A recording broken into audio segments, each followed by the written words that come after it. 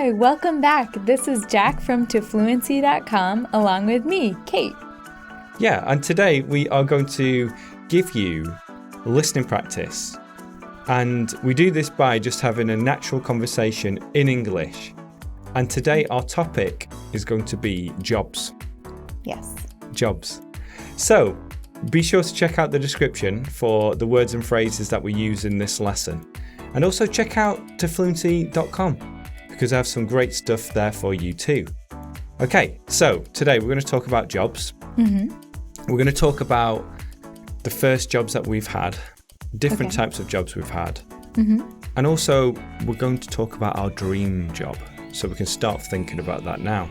But what was your first ever job? So my first ever job was actually working at a sailing school.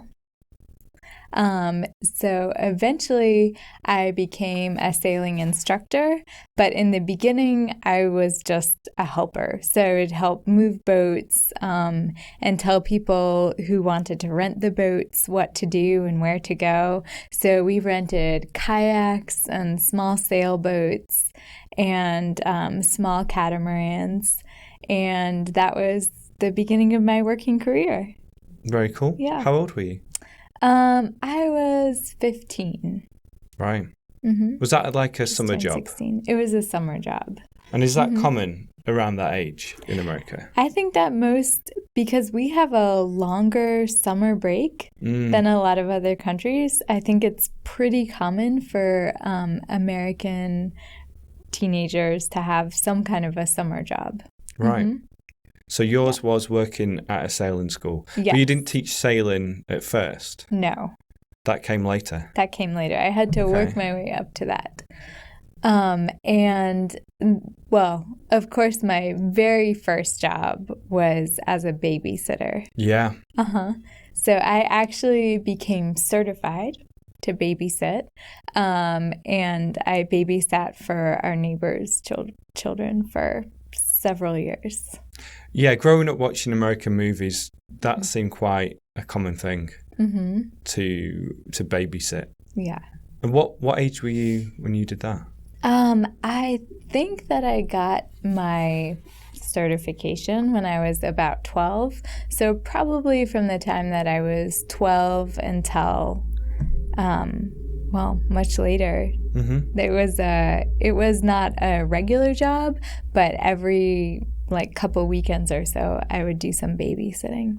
And before, did you know how to sail before going to the sailing school? Yes. So I actually started out as a student of the sailing school, which is how I learned to sail. Very cool. Mm-hmm. And I've been to that sailing school before. Yeah. Remember when you took me out on is it a catamaran? Catamaran. Mm-hmm. Yep. And I got soaked. You did? Yeah. Did you like it? Oh, I loved it. Yeah. Yeah. You also took me sailing once in Athens, Georgia. Mm-hmm. It was boiling. Yeah. That day. But yeah, that's pretty cool. And you were in sailing club, right? That's right. At university. Yep. Or at college. Mm-hmm. Very good. And how many summers did you work at the sailing school? That's a great question. I probably worked for 4 summers at the sailing school, 3 or 4. Cool. Mm-hmm. Did you enjoy it? I loved it. I still kind of miss it. That's one thing that I think of when the weather gets summery. I think, when am I going to get out on the water? When am I going to see my friends? Let me ask you a little bit about your first job. Okay. What was it? My first job was a paper round. Okay. Do you call it paper route here? I think we would call it a paper round, but it's a pretty uncommon job for young people to have today. Right. I think that that was something that people older than our generation had. Right. Mm-hmm. Well, yeah, it was very popular when I was younger. My friend and I, we went to the local newsagent and we asked for a paper round job and we got one. Okay. And I think it paid around, the first one I had paid £9 per week. That seems shockingly low. Well, yeah, it was a lot of money. Yeah, when you were 12 or when 13. You're 12. Well, you had to be 13 to do it. Were you 13? I think I might have been 12. I can't remember. I was probably 13. But it was, it was a cool job. It was fine. Because I started off doing the afternoon round, and mine was so easy. Okay. I think because they start you on the easy round to begin with. It might have only been 25 houses. And you wore this paper bag. I think that's what they called it, or paper round bag. And you put your newspapers in there, the Lancashire Evening Post, and you just deliver them through the mailbox. Were they heavy? Those weren't. But then my next one was I had to do it on a bike. So you put your bag on your back, fill it with newspapers. It was really heavy. And I went on a bike. And the Saturday morning edition especially was very heavy because they have those extra magazines in them. And that was a morning one. And I think that paid £14 a week. It was more than any other paper round because it was the hardest one. But I enjoyed it. So you got paid about £2 a day? Yeah. How long? No, well, 6 days a week. I don't think I did the Sunday one. Okay. But yeah, I was 14 or 15. How long did it take you? 45 minutes. Okay. Yeah, about 45 minutes.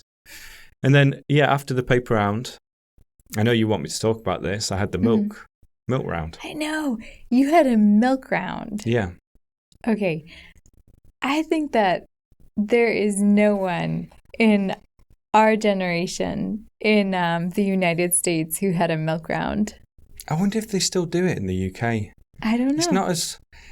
I did read that they're trying to bring it back. And if you're a little bit confused, a milk round is when there's a milkman and he has a milk van. And he fills a milk van with milk. With milk. But bottles of milk. And instead of going to the store to buy milk, every morning you have milk delivered to your doorstep in these little glass bottles.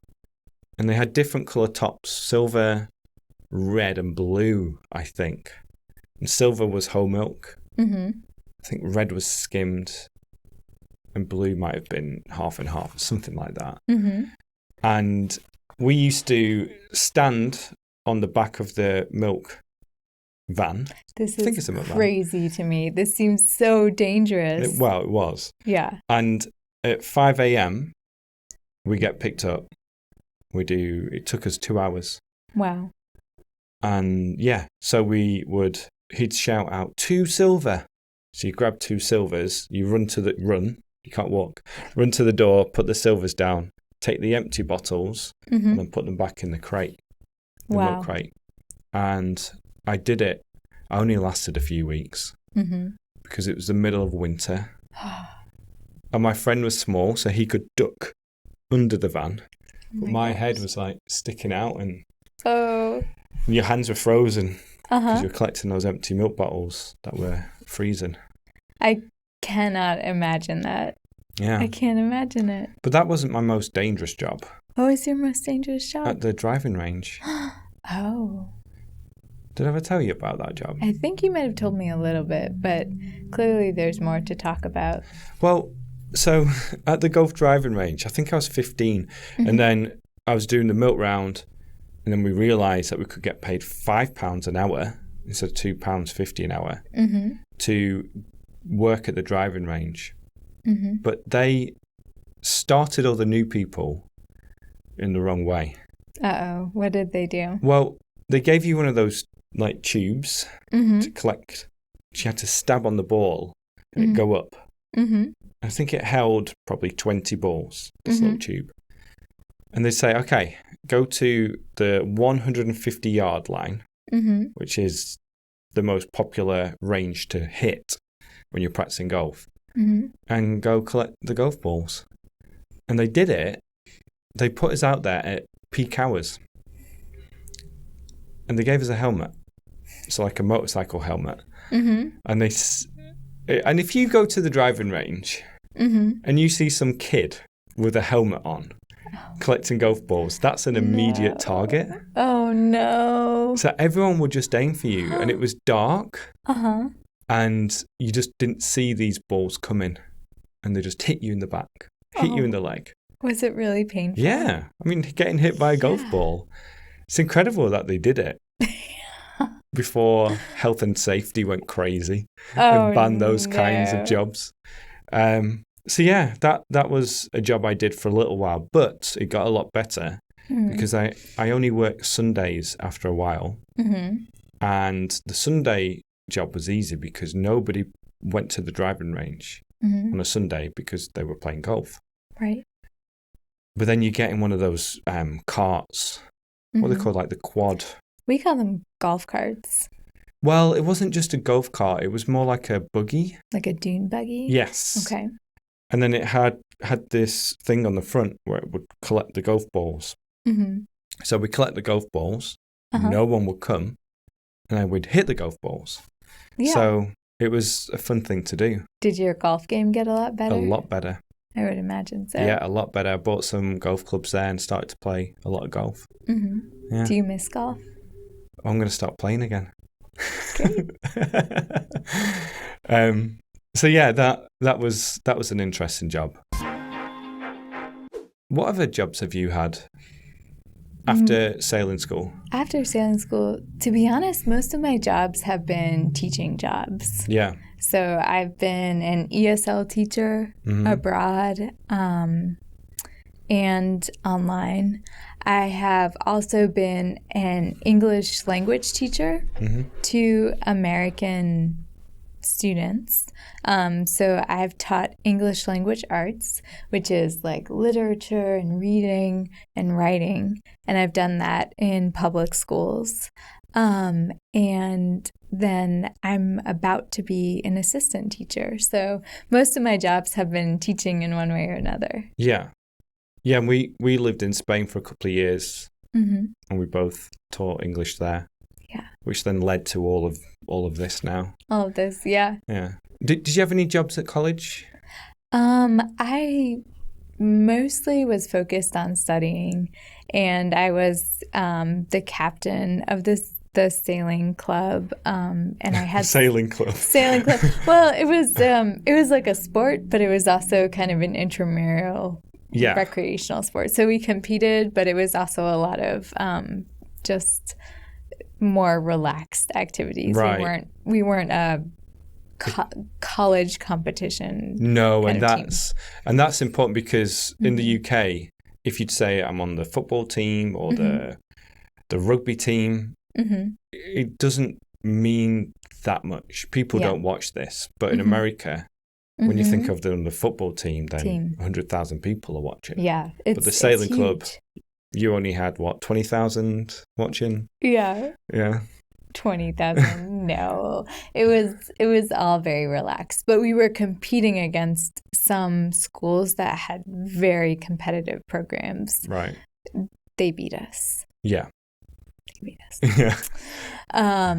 But so that was one thing. I was doing some freelance editing. Oh, yeah. At the same time. Mm-hmm. That's right. You used to write books. Yeah. That's right. I remember that. So I did a lot of I did some ghostwriting and editing and that kind of work too. What has been your most challenging job? Most challenging? The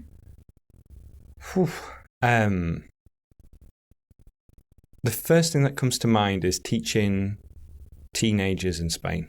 Yeah. And that challenging in the sense of it caused me the most amount of stress and frustration. And it was quite difficult to keep them in line, let's say. Yeah, I could see that being the case. I would say that teaching has been my favorite job, and that it definitely has its moments of stress and pressure from a variety of sources. And then you mentioned that we were going to talk about dream job. Yes. What's your dream job? You know what it is, don't you? Is it this? Well, the idea of the dream job is something that you're not doing now, but you could do. You could do. Okay. So if you weren't doing this dream job, what dream job would you be doing? Football manager. Oh, okay. Yeah. And why do you think that would be your dream job? Well, I would say football player, but that's not going to happen anymore. Okay. Not because of my technical abilities, but because of my age. Yeah. And then, football manager. Well, I actually grew up playing a lot of computer games where you are the football manager. So like a soccer manager. It was called, the first one was called Championship Manager, and they rebranded it to Football Manager. Okay. And it's just where you're like the manager of a team. You buy players, you organize training, you have the tactics going on, and then you play a game, which usually is just text on the screen telling you what's happening. Yeah. And I love it. I used to play that for hours and hours and hours. But I'd love to be a football manager because firstly, I love the sport. Right. I think I'd be pretty good at it if I applied myself. And I just find it really interesting trying to problem solve all the time and come up with tactics to beat a specific team. I think the man management would be really interesting to like talk to specific players in specific ways. And just to try and win things, to be successful at it. Yeah. What about you? I think that in many ways I am doing my dream job already because I'm continuing to teach. I get to spend time with kids. So all of that are things that I love. But I think that if I was going to add something into the mix, I would like to work on my writing more and be professionally recognized for that. So that would be my goal, to write some books. Is it your goal? Yeah. Yeah? Yeah, still very much so. Cool. Have you had any other jobs in the past? I think that's more or less covers it. I've done various things. I've worked at an exercise studio.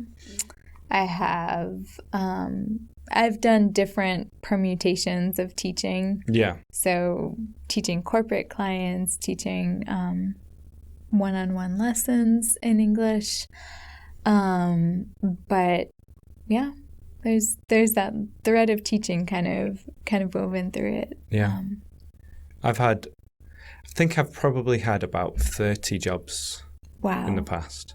Wow. Some of them have been like temporary, where I've been doing a lot of data input and admin for 3 weeks at this company, 3 weeks at a different company. But I had that marketing manager job for a couple of years before we met. Call centers. I've worked in bars. That was interesting. I worked at the student union nightclub when I was at university. I bet you have some stories from that. Yeah, that was definitely an interesting time, and I didn't really enjoy it. No, because you're sober and everyone's really drunk. Yeah, that sounds terrible. They're trying to get free drinks from you. They never tip in England. Oh yeah, that's another conversation. I've done some cold calling, which is quite frustrating because people don't want to answer the phone and talk to you. What else have I done? I was a porter in a hospital. Oh yeah, that one also is an interesting. Some stories there. Yeah. It's crazy. Porter is where you basically transport patients around the hospital, and then you do tasks here and there. And if people are getting aggressive, then the porters go. Really? Yeah. So you were like the hospital bouncer? Well, I don't know why they asked me to go one time, because I was really young and very skinny. And there were bigger guys than me. And there used to be a couple of security guards, but then they asked porters to go with them if there was any trouble. And some people are just crazy. Really aggressive, very or maybe aggressive. having like a mental health crisis. That too, but Mm-hmm. I mean, there was someone that I used to see at the gym, Mm-hmm. and she used to work out for hours and hours. Mm-hmm. And then she was in the hospital once, and she started to get very aggressive with people. Uh-oh. And she threatened to like put needles in my eyes or something. Oh my gosh. And then I saw her at the gym the next day, and she just came over, and she was my best friend all of a sudden. So you've been hit by golf balls. Yeah. You've been almost dropped off the back of a milk truck. You have had to be a bouncer in a hospital. And the hardest job that you've had was dealing with teenagers. Yeah. Like you've had some experience. Well, I'd say the most challenging one actually was when I was the marketing manager, Mm-hmm. because we used to run expensive campaigns with very tight deadlines that had to get results. Right. And we were constantly advertising in newspapers and magazines. And I was in charge of getting the ads together and choosing the right ad for the right magazine and doing all that kind of stuff. That was very challenging But because of the deadline. probably, now that I'm thinking about it, that was probably the job where you built your set of skills to be able to do the other things that you've accomplished. Yeah. I want to just quickly talk about time off. Oh, yeah. So to take some time off, which means to not work. And this might be for vacation, for sickness, for national holidays. Yes. I think one of the biggest differences is the amount of time off you get in America versus in the UK. Yes. To be honest, there are many wonderful things about living in the United States. Paid time off is not one of them. So I think that the average job, 9 to 5, full-time job, comes with about 10 days off a year. Yeah. And that doesn't include national holidays, which there are a few national holidays, but that's it. Yeah. So 10 days off. So if you get sick, or if your children get sick or anything like that, it's really easy to eat through the time off that you have. Do you paid. get sick days? That's a great question. Or does it depend? And to be honest, I'm not sure about it. I think it's a different company policy, Right. Depending on where you work. Right. And in the UK, I remember it was 28 days paid leave. Is that the right way to say it? Paid leave here? I guess so. Yeah. Yeah. Or paid days off. Paid days off. Yeah, 28 days. And I remember actually when I was working in that marketing manager job, by the way, they didn't give me the title marketing manager, but I was a marketing manager. I don't know why I said that. I can call you marketing manager. So you'd look at your calendar for the year and you'd have to get in there quick to get the days that you wanted, because you couldn't clash with somebody else or with more than 2 people in a department. And I remember I got them off for the World Cup in Germany, which was well worth the time off. Sure. And that same year, the Leeds Festival. And then I can't remember what else. But yeah, you used to have to plan ahead and say this date, and get in early. So you would basically have about 4 weeks off. Yeah. That's pretty good. Oh, more than that. Because the work, 5 days, not 7. Oh, okay. You know, so more like 5 weeks and 3 days. That's amazing. Yeah. And then, but where we worked, the factory used to shut down between Christmas and New Year, and you had to take those off. Oh. That was one thing. So you didn't have as much flexibility there, but it was good to be off, between Christmas and New Year. Do you think, and there are lots of studies about productivity in the workplace and holidays, do you think that your time off helped you be more productive? Probably. Mm-hmm. I think it's always good to get a break. Mm-hmm. I might have been more... Well, to be honest, I think for me it was more important about the working day Mm-hmm. and not taking breaks during the working day and not standing up, getting away from your computer, Mm-hmm. getting a little bit of exercise. I think that's more detrimental. Yeah, I could see that. And I haven't had really an office job where I was stuck in one place for all day, but I know that when I have had a full work day, just psychologically, I really prepare rewards for myself throughout the day. So I'm like, oh, it's 9:00. It's muffin time. Time for some coffee and a muffin. Or like, oh, it's 11:00. Gonna like take that little walk around the building or whatever it is. That's what. Yeah, we did that when I was working in that office. Mm-hmm. I mean, it's a very British example, but a cup of tea. Yes. You know, someone would brew up at 9:30. And everyone will get a cup of tea. And someone else would brew up again at 11. You do drink tea every 2 hours. Yeah. Yeah, and that's what, that's the reward you're talking about. Mm-hmm. To brew up and get a cup of tea. To be honest, I miss that a little. And I definitely miss having regular coworkers over the summer. Yeah. Just like a couple people that you can really share jokes with and, get to have that experience. I think it's important. Mm-hmm. Yeah. And in the space that we're in, there was I think you waved to somebody before. Yeah, right? I did.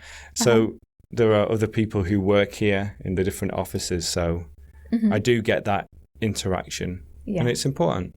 Working on your own sometimes, especially when when you're just like talking into a camera on your own. Yeah. It feels really strange. But it's also amazing knowing that there are all those people out there who are going to watch you. Yes. But you don't feel that in this moment. Yeah. It's a strange thing. But it's fun to talk to you too. Yeah. We're like coworkers right now. Yeah. We need to do this more often. Oh, yeah. So yeah, I think we can wrap it up there. All right. It's the beautiful time of the video. Woo! Kate's question. Okay. So my question is, what is the most interesting job that you've had? And also, what is your favorite part about working? Great.